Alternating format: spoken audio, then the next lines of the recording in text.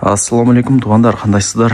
Назарыңыздарда қайрадан Ош реклама каналы. Туғандар, бүгін 29 сентябрь 2025 жыл мен сіздерге шаһардың ең жақсы номер 1 районы болып есептелген Ақтілек тарапта жайғашқан 40 гектардың бірінші көшесінен су, светі, центральный канализациясы бүт бардығы бар болған сатылушы ушул сонун үй жөнүндө маалымат бермекчимин.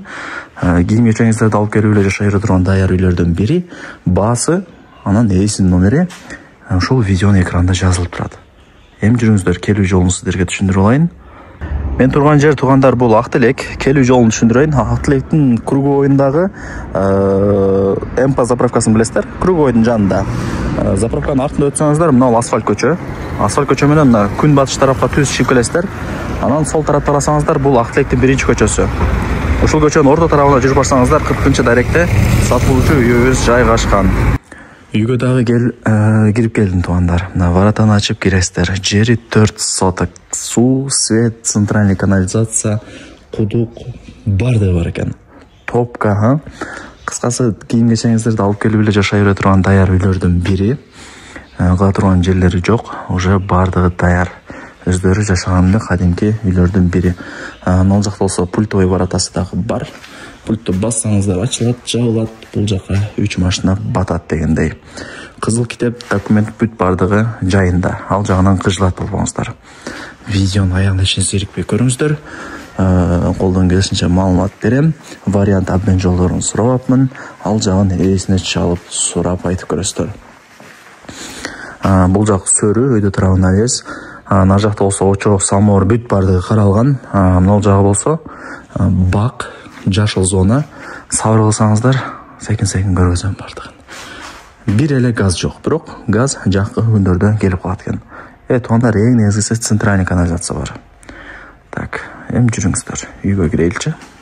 Ушул жактан үйгө кирип келебиз. Анан чыгып кошумча курулуштардын бардыгын кезек менен көргөзөм. Ушул жерден да сон болуп көрүнөт экен. Эшик ташасыздар, бул жак ошондо прихожка болуп калат. Солго бурулуңуздар. Мына тугандар.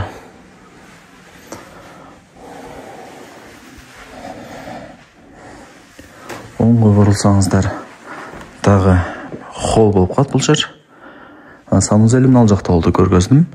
Отоплениянын паровой батарейкалары жайгаштырылган. Ылдый тарапта топкасы бар. Кыскасы, үй жылытыш боюнча маселе жаралбайт. Бул родительский спальный.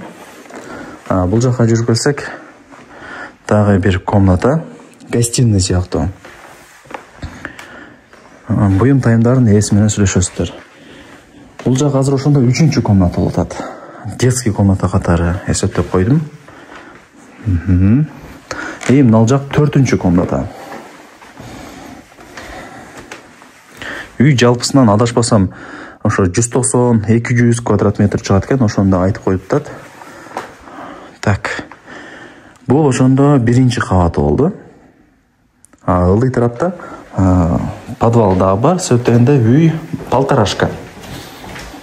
Үй полторашка, тугандар. Бирок ылдыйында эле ушундай жилой кылып, сонун кылып жасап коюптур, караңыздар. Бул холл болуп калат. Кенен. Каалаган комнатаңыздарга секин кирип чыга бересиздер. Лестницаларын дагы сонун кылып жасап койгон. Так, мына жак кухня, кудай буюрса. Студия тибинде. Жарымы кухня, жарымы мына жак диван дегендей. Сонун. Кийин келип көрүп кетесиздер, кудай буюрса, бул үй барыңыздарга эле жакса керек. Так. Мына жактан болсо дагы бир эшик, кирип чыгып турганычы, запасной. Мына жак гостиный. Тугандар, көрдүңүздөр, бул жак болсо сырт тараптан эшик. Мына жак болсо топкасы, печка. Уну печканы орнотуп койгон. От жагасыздар, үйдү жылытасыздар. Так, азыр менимче бардыгын көргөзүп бердим. Мына эшик мага дагы сыр болуп атат. Жабып коюптур, бул жак кладовка экен. кладовка. Жаңа салат, варенье да бир башка нерселерди коюп турат. Эми жүрүңүздөр үйдүн сыртына чыгайлы. Колдон келишинче мына сатылуучу Полторашка тибиндеги үй жөнүндө маалымат бердим. Көрдүңүздөр. Келесиздер, жашайсыздар. Аны кылыш керек, муну кылыш керек деп отурбайсыздар. Бардыгы Кудай буйруса даяр. Эми жүрүңүздөр, кошумча курулуштарына өтөйлү. Так. Мына жак сөрүсү Кудай буйруса. Самор, сөрү, мангал, бүт бардыгы бар экен. Мына ылдый тарабы ошо 9 тонналык кудук. Кудук деле керек негизинен, эми кандай десем, кээде суу өчүп калат, кээде жамгыр жаап калат, ар кандай да погодага ишенич жок. Ошондой моментте 9 тонналык кудук кызматтуу болот. Зыян жери жок. Кудук кичине солбойт, тура берет. Тем более үй чочоктун ылдый тарабына кылыптыр. Мындай место деле өлөйт да, мындай айткандачы. Мына жак жашыл зона. Кошумча эшик арт тарапка чыкканы. Көчөттөрдүн любой түрү бар дейт. Помидор, болгарский, гүл, любой нерсени эгип, сонун кылып жасап койгон. Үйдүн арт тарабында 1 метр место калтырылган, кошунакысы депчи. Көрдүңүздөр, а? Жакшы. Эми телефондо бүтө турган иш эмес. Өзүңүздөр дагы бир сыра келип көрүп кетишиңиздер керек. Туугандар.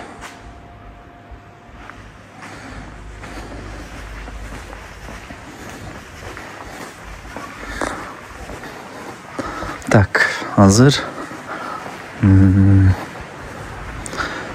оңго бурулсак, бул мен жанагы айткан жанагы эшиги. Ушул жактан да үйгө кирип чыгып турасыздар. Мына жак сыртка жатканы. Центральный канализация уланган. Болду. Колдон келишинче маалымат бердим. Баасы канча дей турган болсоңуздар, үй 200 квадрат метр чыгат. Бардык документтери жайында. Баасы $180,000. Анан кеми бар. Содулашасыздар. Келип көрөсүздөр.